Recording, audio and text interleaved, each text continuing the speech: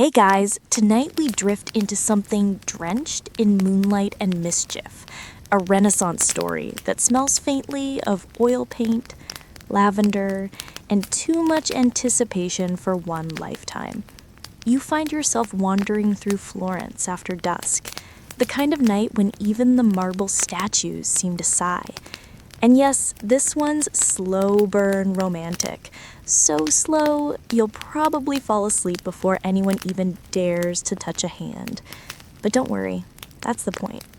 So before you get comfortable, take a moment to like the video and subscribe, but only if you genuinely enjoy what I do here. And while you're at it, tell me in the comments where you're listening from and what time it is there right now. Now dim the lights, maybe turn on a fan for that soft background hum, and let's ease into tonight's journey together. Florence breathes in layers after dark. The narrow streets glisten with oil-slick puddles reflecting stray lanterns. Shutters creak above you as unseen lovers whisper through lattices. Somewhere, the Arno exhales mist, and the bells from Santa Maria del Fiore mark another hour you'll never get back. You trudge along in sandals that have long since given up on comfort, trailing the scent of wet stone and faint tallow. Around you, the Renaissance hums, not in the galleries or the sermons, but in the kitchens where garlic and gossip boil together. You pass an open workshop where apprentices grind pigment into color, crushed lapis, malachite, a touch of ochre. The smell is sharp, mineral, ancient. A young painter hums under his breath, sleeves rolled to the elbow, face dusted with flecks of ultramarine. You pause longer than you mean to. His canvas catches the candle's flicker, an unfinished portrait, perhaps of someone who might look suspiciously like you if you tilt your head. You laugh under your breath. Florence has that effect. Everyone's pretending not to notice each other while secretly cataloging every glance. You step closer. The painter doesn't turn. His brush moves slowly, hypnotically, drawing shadow where light should fall. "You shouldn't walk alone," he murmurs, voice smooth but distracted. "Too many ghosts here, especially around midnight." You smile. "And which one are you?" His eyes finally meet yours, brown, flecked with amber, the sort of eyes that have seen too much for 20-something. "One of the better behaved ones," he says. The candle between you sputters. For a moment, the workshop feels suspended in amber, the air thick with turpentine, sawdust, and something unspoken. A breeze pushes through the half-open window, carrying with it the music of a lute from somewhere far away, maybe a tavern or a courtyard where students recite Petrarch badly. "Do you paint everyone who wanders by?" you ask, trying to sound careless. "Only those who look like they belong in another century." You almost tell him that technically you don't belong here at all, but that would raise too many questions. He gestures toward the stool near the window. "Sit if you like.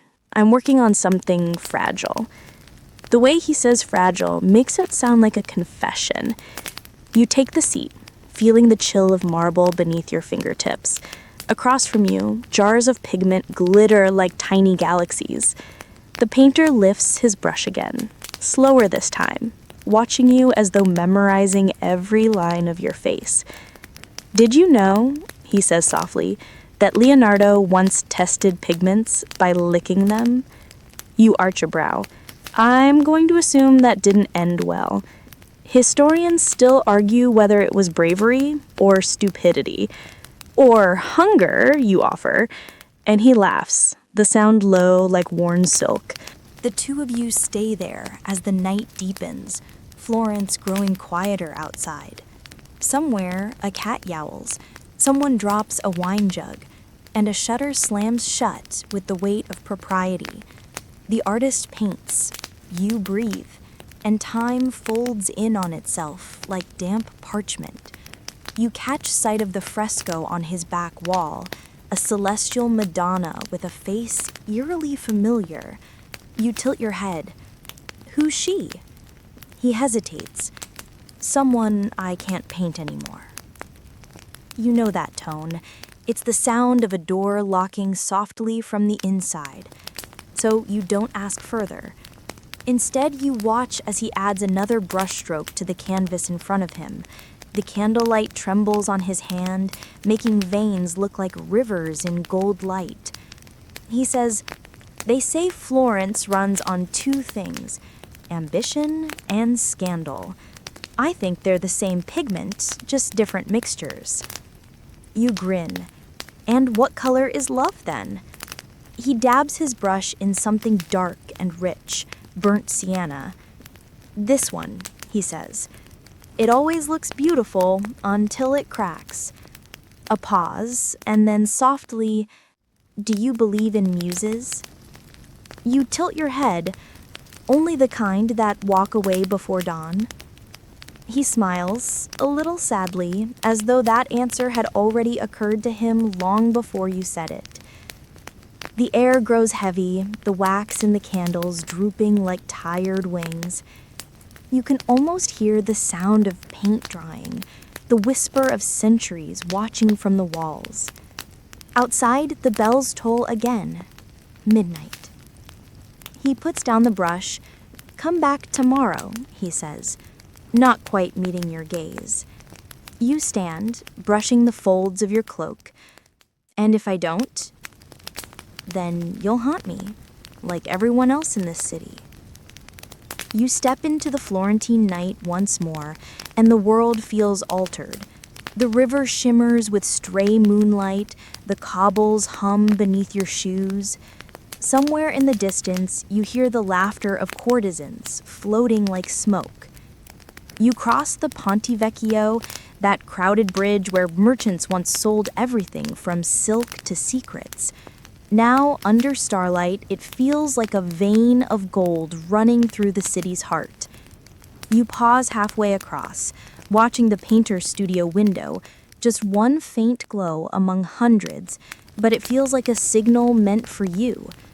Below, the Arno moves slowly, carrying with it petals, candle wax, and the reflections of lovers who should be asleep. You lean against the stone railing and exhale. You remember hearing once that Michelangelo used to carve by moonlight when the day's heat grew unbearable. He said shadows reveal truer shapes. You wonder if that's true for people, too. Behind you, footsteps. A figure passes without looking, cloak drawn, scent of wine trailing after. Maybe the city's other ghosts are out tonight, rehearsing their regrets. You decide to wander longer. At the corner near the Piazza della Signoria, a group of men argue about art, voices rising like violins. One swears that Botticelli has painted the perfect Venus. Another insists that no one can surpass Giotto. Historians still argue, one says, with a half-drunken laugh, whether beauty was invented here or merely recognized. You walk past them, smiling to yourself, because in this moment, beauty doesn't feel like a debate, it feels like a slow burn that won't let you go. The night grows colder, but you don't hurry. You drift through a maze of alleys, past shuttered bakeries and sleeping dogs, until the city opens again into a square bathed in pale gold. In the distance, the Duomo's dome glows faintly against the sky, Brunelleschi's impossible dream, still standing centuries later. They say it was built without scaffolding, like faith suspended in air. You look up, and for a moment, you believe anything could hold itself together that way, on courage alone. The painter's voice lingers in your mind. This one always looks beautiful until it cracks. You feel that crack somewhere inside you already forming. Not pain exactly, but the fragile pressure of something beginning.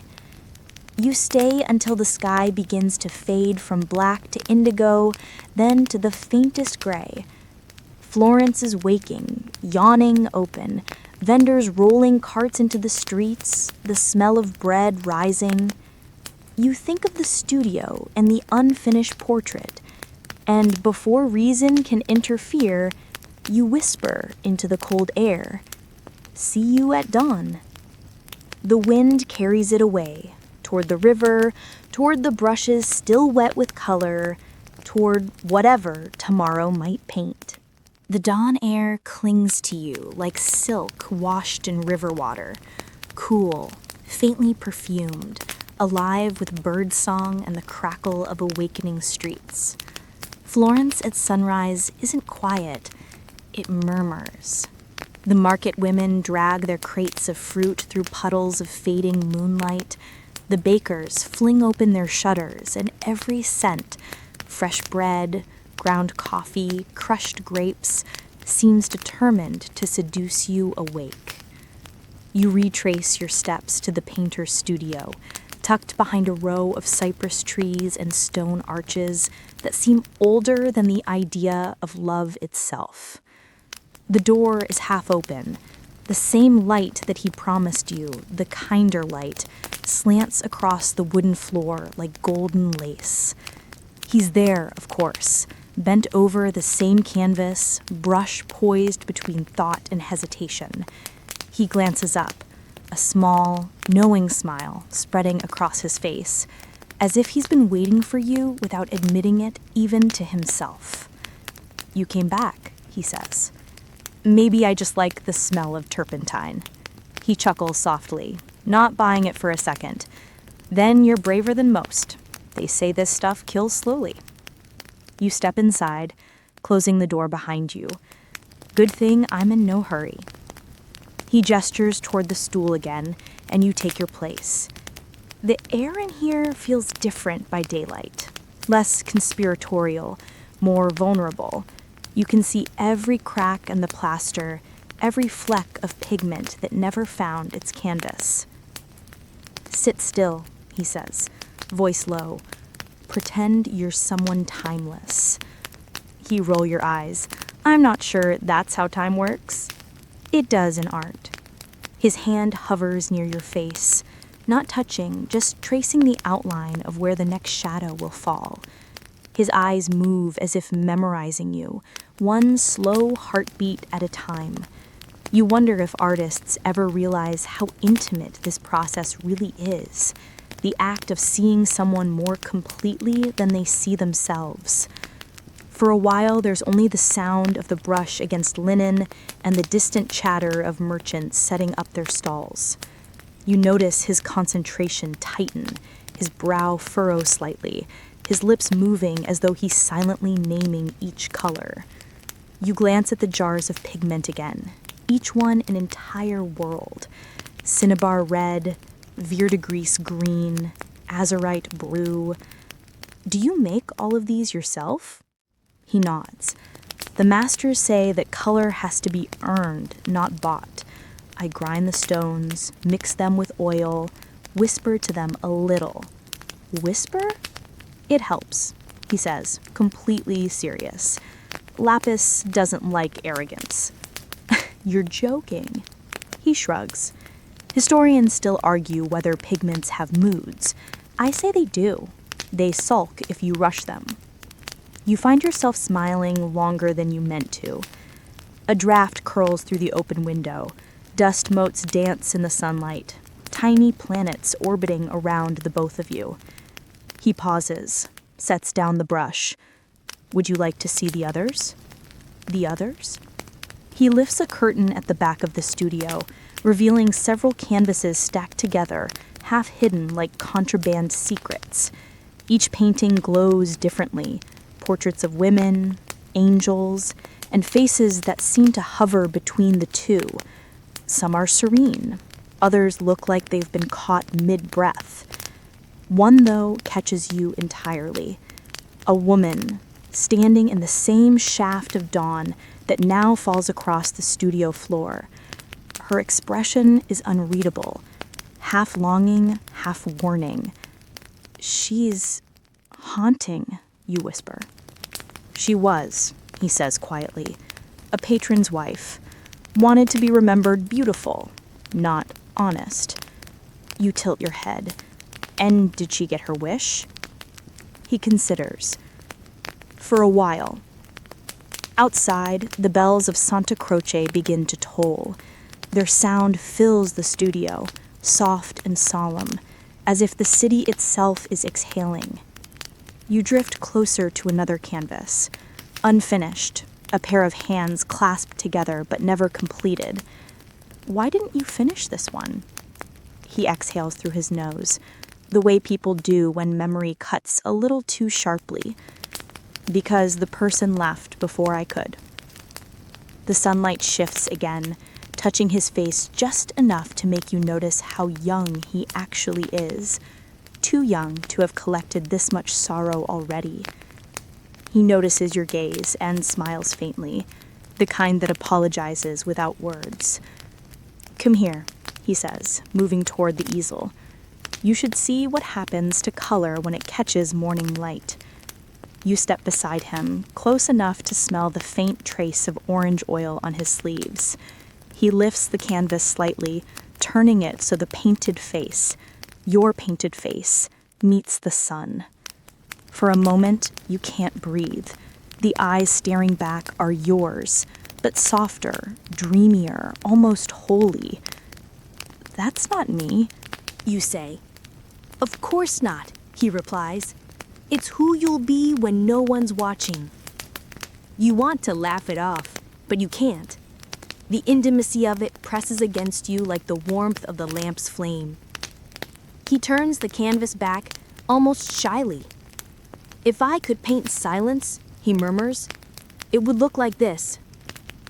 You spend the rest of the morning talking in fragments, about color, about faith, about how Florence seems to breed genius and madness in equal measure. He tells you that sometimes he visits the cathedral just to stare at the ceiling, not to pray, but to remind himself that even the greatest creations start with scaffolding and fear. You tell him you once tried to sculpt clay and ended up with something that looked like an anxious potato. He laughs, really laughs this time, and the sound feels like sunlight breaking through fog. When you step outside again, the day has ripened fully. The air hums with commerce, vendors hawking figs, children chasing each other, scholars debating under archways. Florence, the eternal multitasker, always mixing philosophy with flirtation. You wander aimlessly, following the smell of jasmine and freshly baked bread, until you find yourself at the edge of the Boboli Gardens. The gates are closed to the public until afternoon, but a small side path snakes up toward a crumbling stone wall. You climb it, naturally. Florence rewards curiosity. From there, the view is breathtaking. The city stretches out below like a painting that hasn't decided whether it's finished. Terracotta roofs, ivory towers, the glittering thread of the Arno weaving through it all. You breathe deeply. The air tastes faintly metallic, like paint water, or possibility. And then, faintly, you hear footsteps behind you. You don't turn right away. Somehow, you already know it's him. I was hoping you'd be predictable, he says, a little breathless from the climb. Guess I'm not the only one who enjoys trespassing. He grins. An artist's life is one long act of trespass. You sit side by side on the wall, legs dangling over the edge, watching Florence shimmer. Do you ever stop painting, you ask? He shakes his head. Even when I close my eyes, I see color. Sometimes it's exhausting. There's something tender in the way he says it, as if admitting he dreams in brushstrokes feels more vulnerable than confessing affection.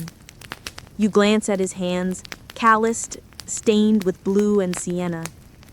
Those are the hands of someone who builds worlds, you murmur. He looks at you, and you're the kind of person who notices. A breeze stirs the olive trees below. The scent of rosemary and damp soil rises, wrapping the two of you in something both ancient and electric. He leans back on his palms, gazing toward the horizon. You know, he says lightly, there's a rumor that the Medici family hides their best commissions in secret galleries under the Palazzi. Hidden art, you say? That sounds about right. Florence never shows everything at once. He turns his head, eyes catching the sunlight. Neither do people. That one lands somewhere deep. You both sit in silence for a long while, watching the day melt slowly toward gold. Then he says, "Would you come again tonight? The city feels different when the lamps are lit." You smile. You say that like you're asking me to witness a miracle. He shrugs. Maybe I am. Night folds over Florence like a velvet cloak. You return to the studio at dusk, the air trembling with cicadas and the faint toll of evening bells. The window glows again, a lantern of promise. Inside, he's moved everything. Brushes set aside, canvases covered, space cleared in the center of the room. "Are we painting?" you ask. He shakes his head. "Not tonight. Tonight we see." He lights another candle, then another, until the whole studio flickers with amber light. The shadows on the wall twist like dancers. "You ever notice," he murmurs, "how moonlight changes the color of skin?" You glance down at your hands, pale silver in the glow.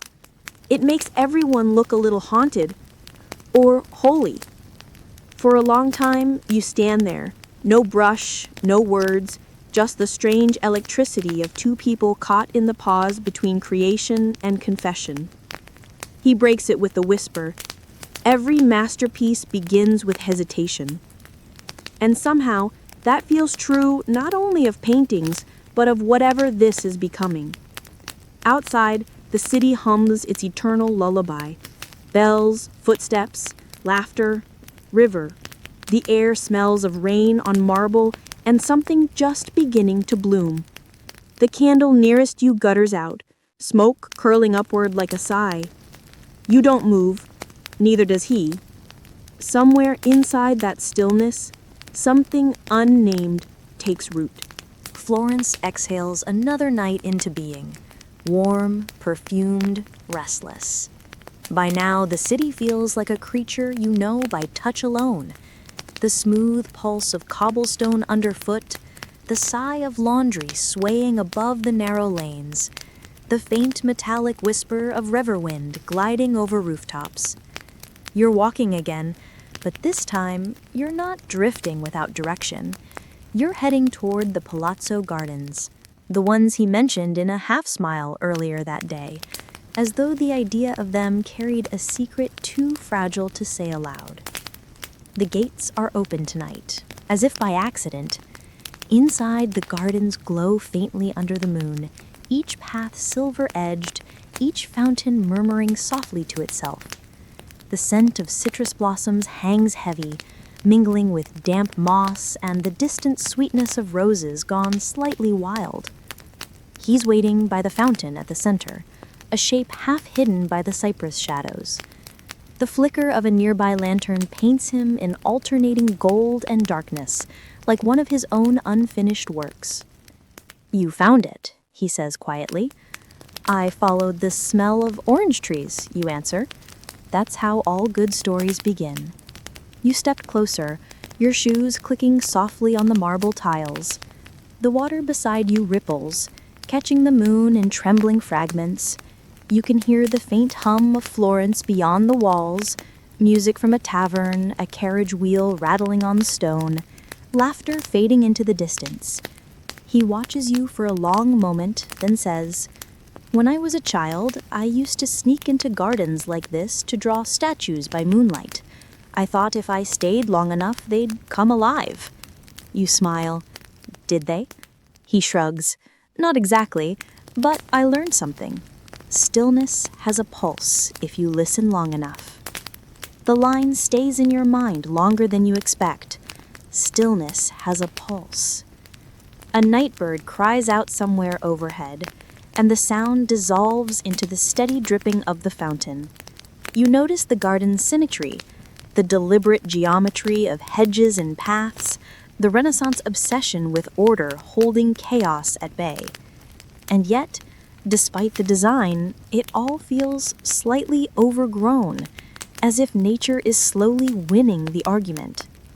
Historians still argue, he murmurs, watching your gaze, whether gardens like this were built to imitate heaven or control it. You glance back at him, and what do you think? I think heaven doesn't stay in straight lines. There's a long silence after that, soft, companionable, the kind that hums like the breath between verses. The moonlight catches his profile. It's a face made for shadows and stories. He gestures toward the fountain. Do you know what that statue is? You peer at the marble figure, half veiled in ivy. Venus, maybe. Close. It's Primavera, spring personified. She's supposed to bring renewal. Florence seems obsessed with that idea. Rebirth, reinvention. He nods. We live surrounded by ghosts and try to outpaint them. I laugh softly. How's that working out? He looks at you, eyes glinting. Ask me tomorrow. The fountain gurgles, the moon edges higher. You both fall quiet again, until the only sounds are the rhythmic splashes and the whisper of your own breathing. He moves closer, not enough to startle, just enough that you can feel the warmth of him beneath the night air. You shouldn't stay out this late, he murmurs, a smile ghosting the corner of his mouth. And yet, you reply, here we are. He exhales a soft laugh. I'm terrible at good ideas. You tilt your head, teasing. You mean like painting strangers and meeting them under moonlight? Exactly like that. His gaze drifts toward the statue again. Do you know the secret of marble? He says after a while. The best sculptors say you don't carve the figure, you free it. You chip away everything that isn't meant to stay. That sounds exhausting. It is, but it's also how love works. That line settles in your chest with a quiet weight, the way dust settles after movement. The wind shifts, stirring the citrus leaves overhead. The moon catches the fountain's spray, turning droplets into falling stars for the briefest moment. He reaches out, hesitant, uncertain, just brushes an ivy leaf from your sleeve. It's the kind of gesture that feels like a paragraph without words. You look at him, the world narrowing to the space between that touch and the breath that follows. The air smells of oranges and damp stone, and something else, something new, unnamed, electric. Do you ever paint outdoors? You ask, breaking the spell gently. Sometimes, but the moon's a terrible critic. Why is that? Because she always makes everything too beautiful. You forget the flaws, the cracks, the work. Maybe that's her gift. He studies you, eyes tracing the light that glides across your face. Maybe that's yours, too. A bell tolls in the distance, late, faint, echoing. Midnight again, or close to it. He glances toward the sound. They'll lock the gates soon. Then we'd better walk. You take the winding path toward the exit, moving slowly because both of you seem to prefer delay to conclusion. As you pass beneath an arch of climbing roses, he says quietly, you know, they say these gardens were once a meeting place for lovers who couldn't be seen in daylight. You smile sideways. Sounds like Florence. History is mostly what people did when they thought no one was watching. You glance at him. Then tonight's already history. He grins. Then we should make it a good one. The walk back through the city feels lighter, even though your steps echo louder in the emptiness. Lanterns burn low, perfuming the air with the faint scent of smoke and beeswax. A few cats prowl along the walls, their eyes catching the flicker of light like tiny emeralds. At the corner near the old printmaker's shop, you pause. There's a wooden bench, worn smooth by time and weather. You both sit, too tired to pretend the night isn't catching up to you. He pulls something from his pocket, a folded scrap of parchment, edges smudged with charcoal. I sketched this earlier, he says, handing it to you. You unfold it carefully. It's your face again, but this time you're laughing. The lines are loose, alive. It feels less like a portrait and more like a memory. It's not finished, he adds quickly. It doesn't need to be. He watches your expression. You're kind to say that. I'm honest to say that. You hand the drawing back, but he shakes his head. Keep it. Every artist needs to lose a few things. You fold it once more, tucking it carefully into your sleeve. For a moment, neither of you speaks. The night feels full of things unsaid, like words hovering on the edge of translation. Finally, you say, "If I disappeared tomorrow, you'll still have the drawing." He answers, "If you disappeared tomorrow, Florence will feel smaller." You smile, but it's the kind that aches a little. The following afternoon, you meet again, this time not in the studio, but in the cloister of Santa Maria Novella. The square is filled with the chatter of students, the smell of ink and fresh lime plaster. The painter sits on the low stone ledge beside the well, sketchbook open on his knee. "You're early," you say. "I didn't sleep." You sit beside him, glancing at his sketch. It's a study of hands.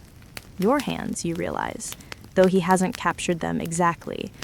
They're more restless. You exaggerate, you tease. He grins faintly. "I edit."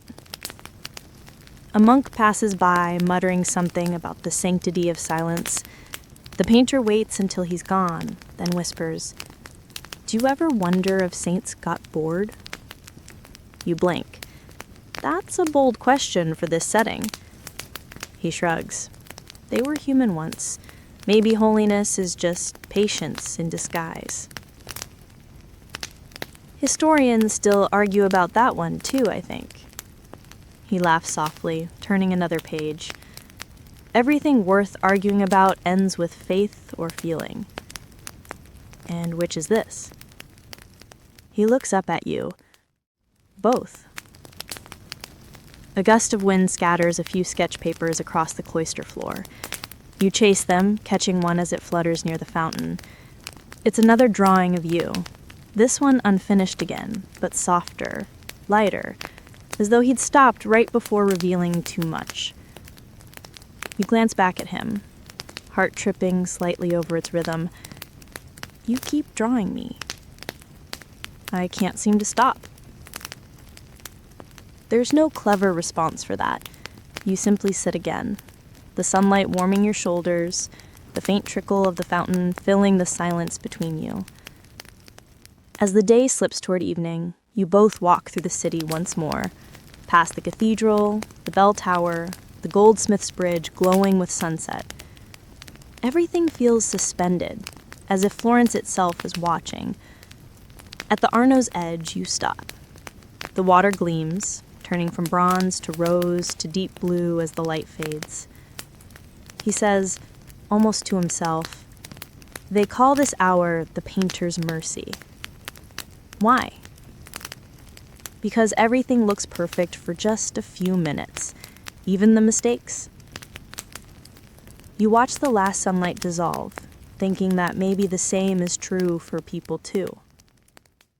He turns to you, eyes darker now, softer. "You'll come tomorrow?" "Maybe." "You don't sound certain." "I like to leave room for chance." He nods slowly, as though memorizing the shape of that sentence. "Then I'll leave the window open." The river laps gently against the stone below, rhythmic, sleepy. You start to walk away, but he calls after you. "Don't lose that sketch." You glance back. "Too late. It's already part of me." And with that, you disappear into the Florentine night once again, the city swallowing your footsteps like a promise whispered into paint. The next morning arrives quieter than usual, a pale mist rolling in from the river and softening the city's edges. Florence looks different in fog, less sure of herself, more like a dream pretending to be real. The bells sound muted, the pigeons move slower, and even the shopkeepers speak in hushed tones, as if the air might shatter if they raise their voices too high. You walk through that mist with your cloak drawn tight, the sketch folded safely against your chest. The paper has started to wrinkle from handling, as though it's beginning to breathe. Every few steps you catch yourself touching it, like a charm against forgetting. You're not entirely sure where you're going. Maybe you expect to find him at the studio again, bent over his easel, muttering to his colors like old friends. But when you reach the door, it's closed. No candlelight, no faint hum of activity, just silence. You knock once, then again. Nothing. You try the latch, but it's locked.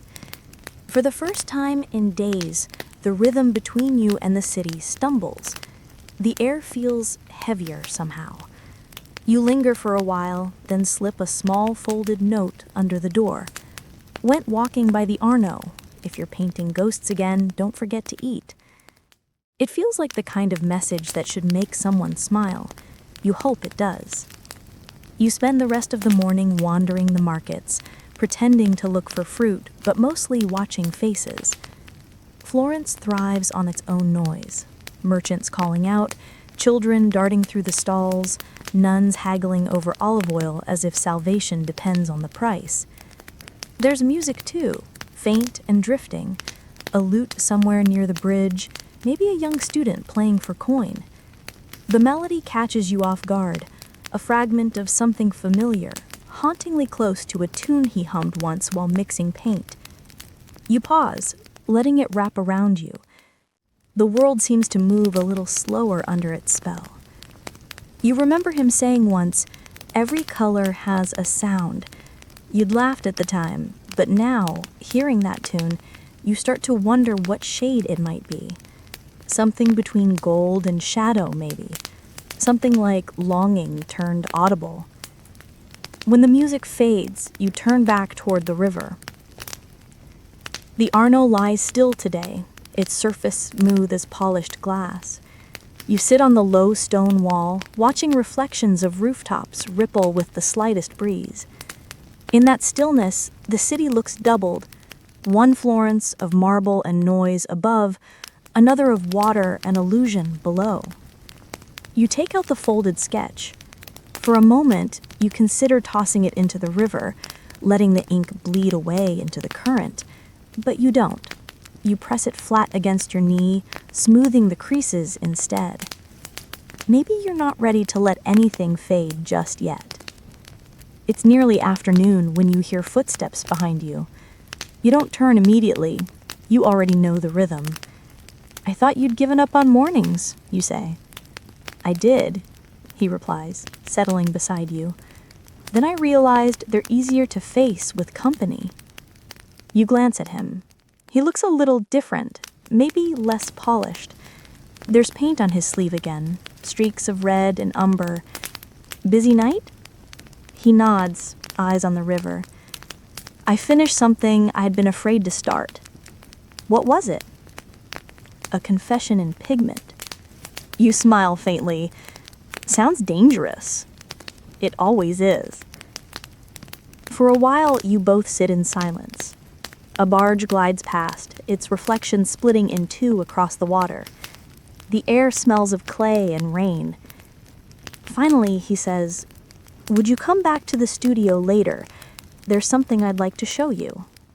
"Another painting?" He shakes his head. "Something smaller, but heavier." The way he says it makes your pulse skip. When you return that evening, the light outside has turned honey thick. Florence glows from within as if the sun got tangled in the rooftops and decided not to leave. You find his door open this time. Inside, the studio has been tidied, a strange, almost nervous order to everything. The brushes are clean, the rags folded, the jars of pigment aligned by hue. You notice a sealed envelope resting on the table, the wax still warm. He stands near the window, back to you, looking out over the rooftops. The light outlines him in gold. You're punctual, he says. I try to match my painter's discipline. That's dangerous flattery, he murmurs. You gestured toward the letter. Is that the thing you wanted to show me? He nods, but doesn't move. A letter, he says softly. Not for you, not yet. You frown. Then why am I here? He finally turns, meeting your eyes. Because I couldn't finish it without seeing you again. There's a long pause, one of those silences that stretches wider than sound. He walks toward you, holds out another folded sheet, smaller, unsealed. You take it. The handwriting is careful, deliberate. You unfold it slowly, half afraid the paper might disintegrate under your fingers. The words are simple. When I paint, I chase light. When I see you, I catch it. You look up, but he's watching you too closely, as if gauging the effect. I'm not sure what to say, you whisper. You don't have to. Not everything needs a reply. He steps closer. The air seems to thicken between you. Paint, dust, breath. Then he laughs softly, breaking the tension. You know, when Leonardo wrote to his patrons, he used to list his flaws right beside his talents. I'm not a fine singer, nor a mathematician, but I can build bridges and paint angels. I always admired that. You smile. You think honesty sells? Historians still argue, he says with a grin, but I think it builds trust. You glance at the sealed letter again. Who's the other one for? He hesitates. A patron, one of the Medicis. Ah, you say quietly. So this is about money. Partly, but mostly about freedom. You raise an eyebrow. Freedom from what? Obligation, he answers, from painting what they tell me to. I'm asking for permission to paint what I want, who I want. You realize then what he means. The sudden clarity feels both thrilling and impossible. That's not going to go over well, you say. I know. You reach out instinctively, resting your fingers lightly on his wrist. You'll ruin yourself. He smiles, not unkindly. Maybe, but it'll be a beautiful ruin. That night, you stay longer than you mean to. He paints, not of you this time, but something abstract. Streaks of blue and bronze, soft and wild. You sit nearby, watching the way he moves, how each motion feels like a confession turned physical. At one point, he looks up and says, "Did you know they once made blue pigment from ground lapis, so rare it was worth more than gold?" You nod. You told me. I know, but I like the reminder. It means even beauty comes at a price. You lean your head against the wall, eyes growing heavy. Everything does. He paints until the candles burn low. You lose track of time, lulled by the sound of bristles against canvas, the faint crackle of the wick, the rhythm of his breathing. When he finally stops, he looks at you, not like a subject this time, but like a witness. I don't know what this will become, he says softly. Neither do I. Maybe that's the point. He smiles, almost sadly. You'll come tomorrow? You think of the sealed letter, the Medici crest waiting to judge him. You think of freedom, of ruin, of beauty. Yes, you say, if the gates aren't closed. The next morning, you find a boy waiting outside your lodging, a messenger. He hands you a small parchment. The seal is his. You open it quickly. Only one line inside. The letter is gone. They've summoned me to the Palazzo. No signature, no flourish. Just that. You fold the note carefully and tuck it away. Florence feels different again. Tense, alert, like a city holding its breath. You move through it faster than usual, dodging carts, weaving through alleys. The Palazzo looms ahead, massive and solemn. You're not allowed inside, of course, but you wait near the steps, watching officials drift in and out like crows in fine clothing. Hours pass. The bells toll noon, then 1. You sit on the stone ledge, the heat pressing against your shoulders. Finally, you see him emerge, tired, pale, eyes shadowed. He doesn't look at anyone as he walks. You call his name softly, and he stops, startled. "I didn't expect you here. I told you I'd come." He hesitates, then sits beside you on the steps. They didn't like the letter. You exhale. "I'm not surprised. They said Florence needs discipline, not dreams." You look at him, the defiance still burning faintly in his expression. "And what did you say?" "That dreams built this city." He smiles faintly, though it doesn't reach his eyes. "They've cut my commissions, but I'll live." You nod slowly. "You'll paint anyway." He turns to you then, the first trace of light returning. "Yes, but I might need a new muse." You meet his gaze steadily. "Good thing I'm not done haunting you yet." He laughs, a quiet, tired sound, but it carries enough warmth to start rebuilding something invisible between you. The bells toll again, softer this time, almost sympathetic. The day fades, and Florence exhales once more, as if relieved that at least some beauty still defies permission. Florence does not sleep easily on the night of the masquerade. From every balcony, silk banners ripple in the breeze, catching the moonlight like water. Musicians tune their lutes in courtyards.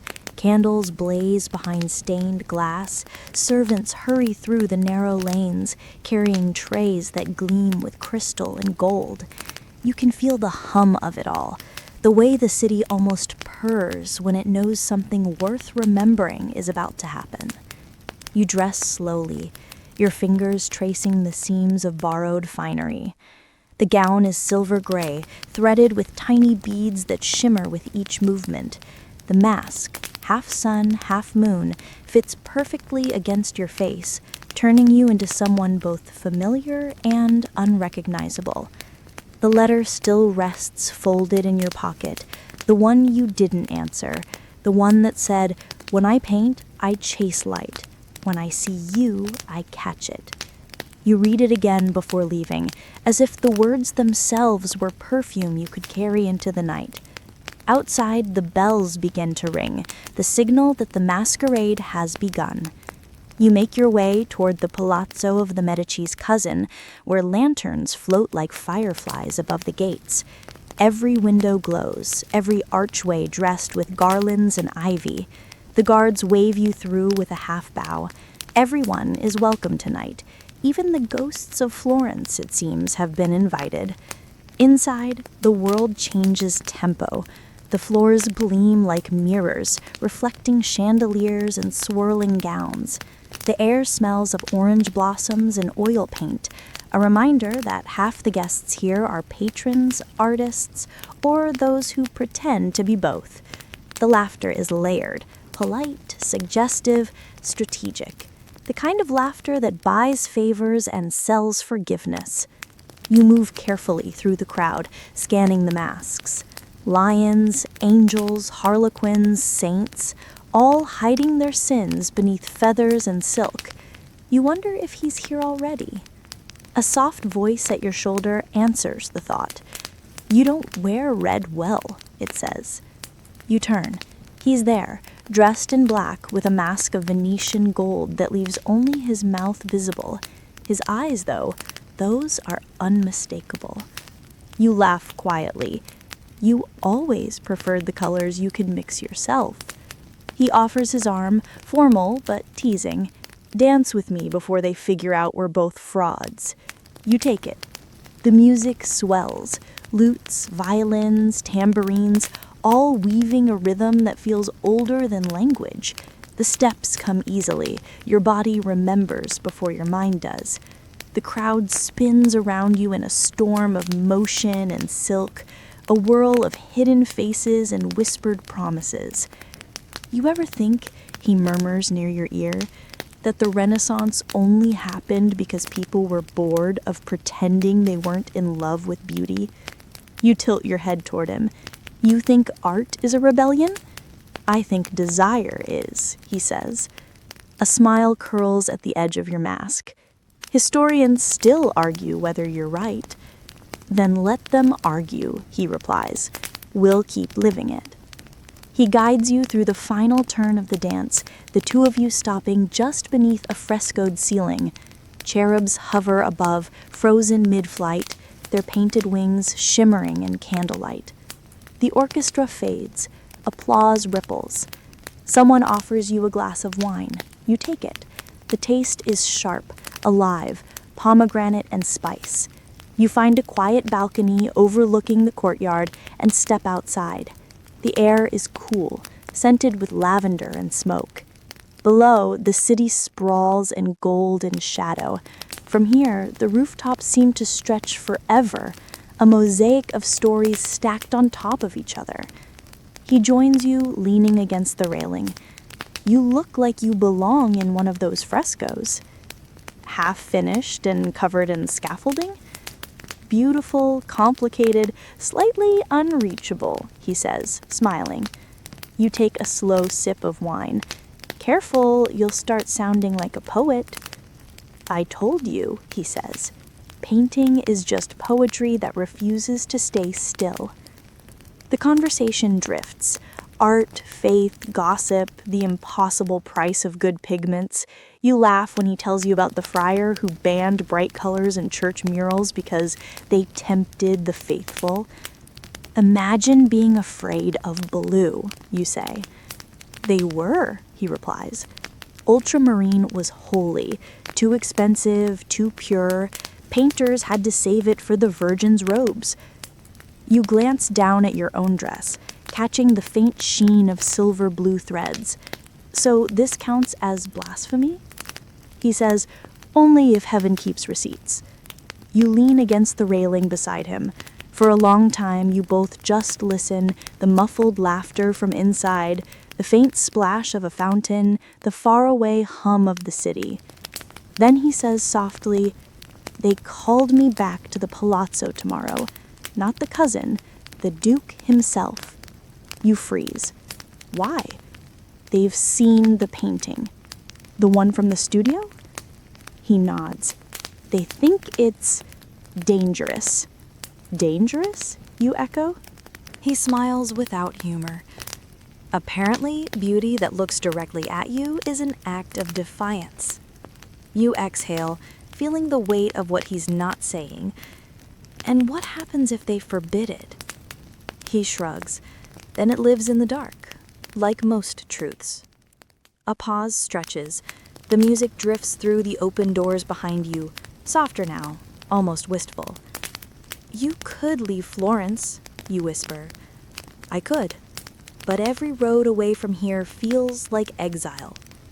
Then stay, you tell him. Just don't let them see you afraid. He looks at you then, the moonlight catching his eyes through the mask. I'm not afraid, he says quietly. Not while you're here.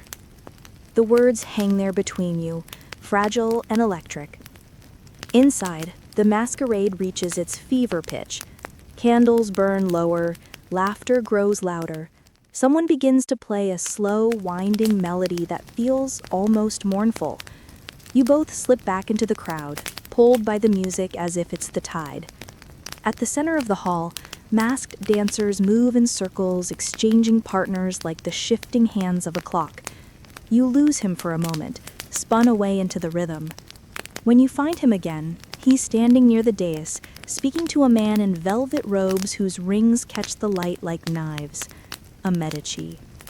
You can't hear the words, but the posture says enough. The patron's hand gestures sharply toward him, then toward you. The conversation ends abruptly. Your painter turns, mask still in place, but the set of his shoulders tells you everything. He walks toward you slowly, steady, measured. We have to leave, he murmurs. What happened? Too many eyes, Too many who can't tell the difference between a muse and a scandal. You want to laugh, it sounds absurd, but the seriousness in his tone stops you. You slip out the side door together, the music muffled now behind thick walls. The night outside feels cooler, sharper.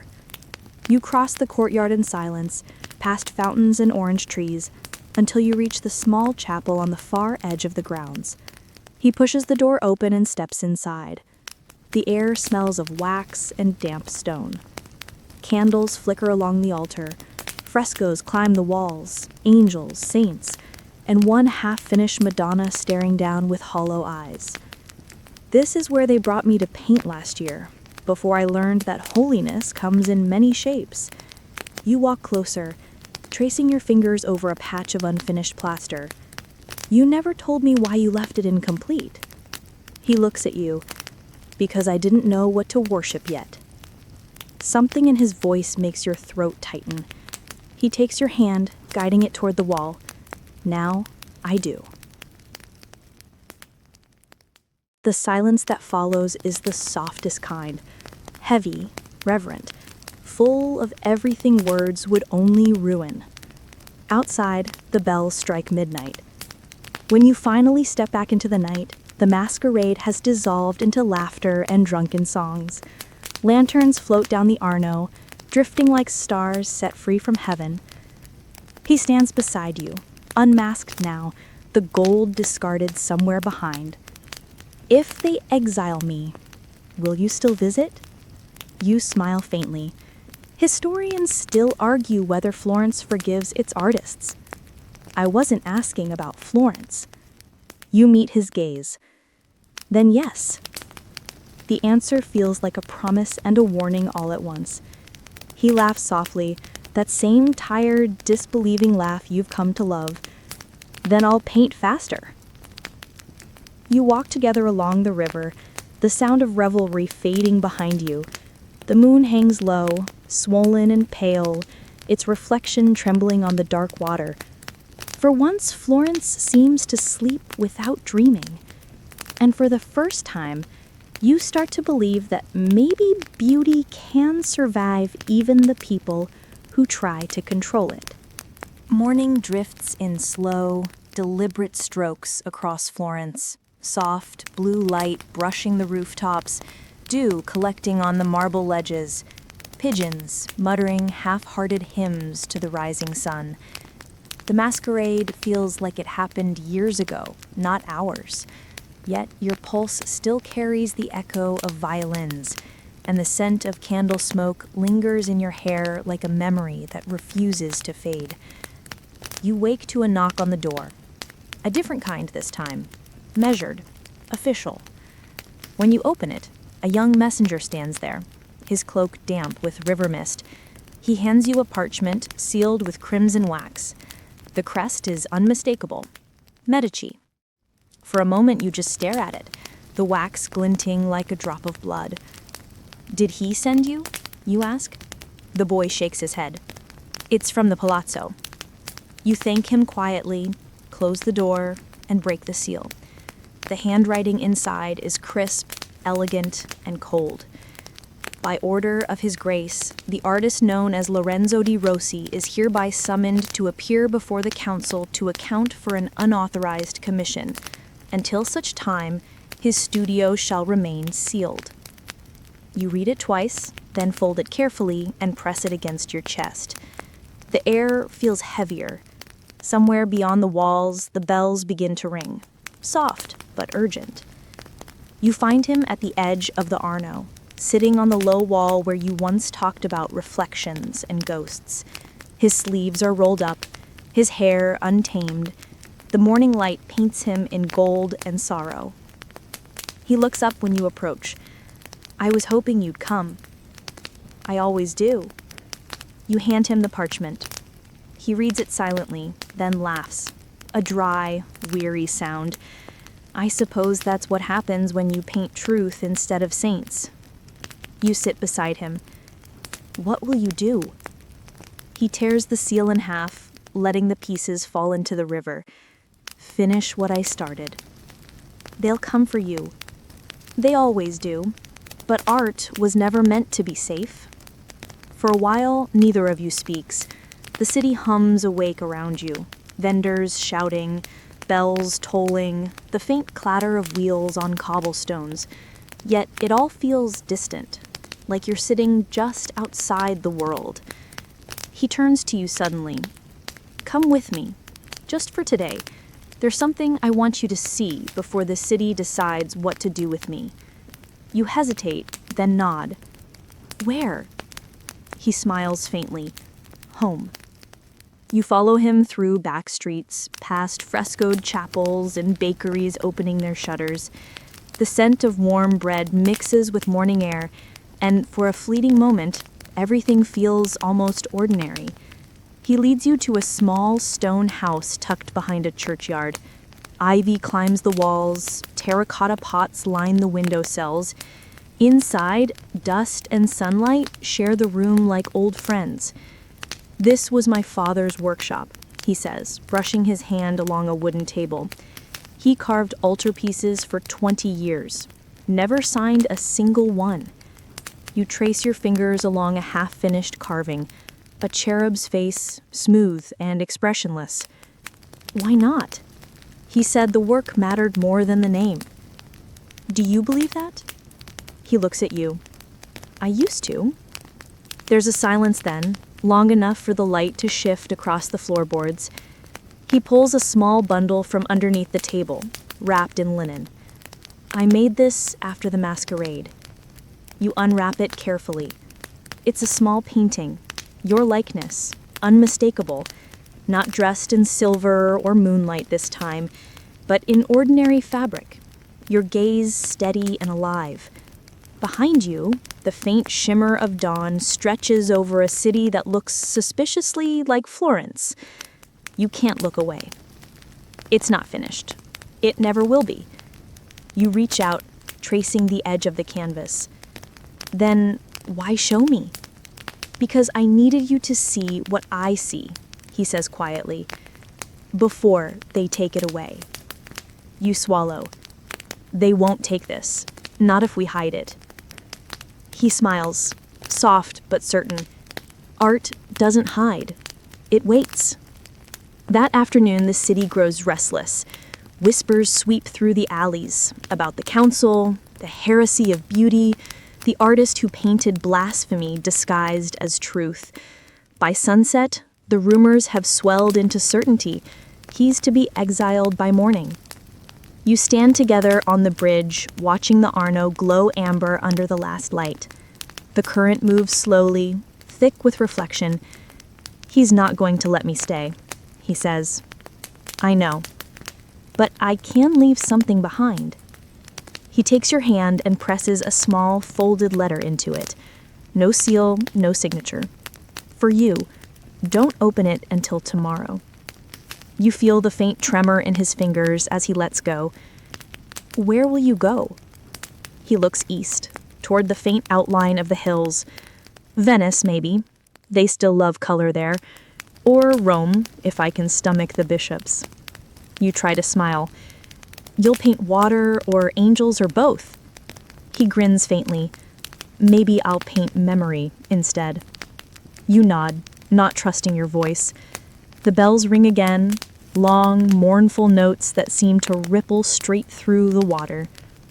Promise me something, he says. Anything. When they talk about me, when they lie about why I left, remember that once, just once, Florence was honest. You nod again. I'll remember everything. He leans closer then, close enough that his breath warms your cheek. That's what terrifies me, he whispers. And then he's gone. Not dramatically, no horse, no storm, just a quiet departure down the cobbled path. You stand there until the sky bruises into violet, until the bells stop, until even the air seems to lose his scent. The next morning, you open the letter. It contains a sketch, unfinished, like most things that matter. You standing on the bridge, one hand touching the water, the other holding something that could be light or flame or both. Below it, a single line. You were never the muse. You were the mirror. You close your eyes, and for a moment you can almost hear him laughing again, soft and disbelieving, like sunlight trying to hide in shadow. You fold the sketch and tuck it away, the paper warm from your hands. Outside, Florence wakes slowly. Merchants sweep their doorsteps, children chase pigeons, and somewhere in the distance, a church choir begins to sing. The city carries on, unaware that something beautiful has slipped quietly out of its grasp. You walk along the Arno, the same way you did that first night. The same bridges, the same reflections. Only now, the river seems to hold more stories than water. You stop at the low stone wall and sit, listening to the steady rhythm of the current. The light spreads across the surface like a slow confession. And for the first time, you realize that the story isn't about what was painted, but what was felt before the brush ever touched the canvas. You breathe in, and the air tastes like oil, dust, and dawn. The city exhales with you. Now, as the bells fade and Florence melts back into its golden hush, let everything slow. The river drifts beneath the bridges, soft and certain. The breeze that once carried laughter now carries quiet instead. You sit there, watching the light climb the walls of old stone houses, and it feels like watching time breathe. The story lingers, but it loosens too. Every brushstroke, every whisper, every glance, now just part of the air. You can almost hear the painter's voice somewhere behind you, gentle and unhurried, saying that beauty isn't what you see, it's what stays with you when your eyes close. So you let them close. You let the world dissolve into warmth and rhythm, the distant hum of a lute, the slow lap of the river, the soft weight of morning pressing against your skin. Each breath becomes longer, smoother, easier. Maybe, in some quiet corner of the city, he's painting again. Maybe he's thinking of the way dawn looked when you turned toward it. Or maybe he's forgotten everything but the color of light. Either way, it doesn't matter. What's meant to last already has. You lean back, feeling the stone cool beneath you. The air moves like silk. The sky deepens. And in that perfect stillness, Florence keeps her secret for one more heartbeat before letting the day begin. Sleep now. The story's finished.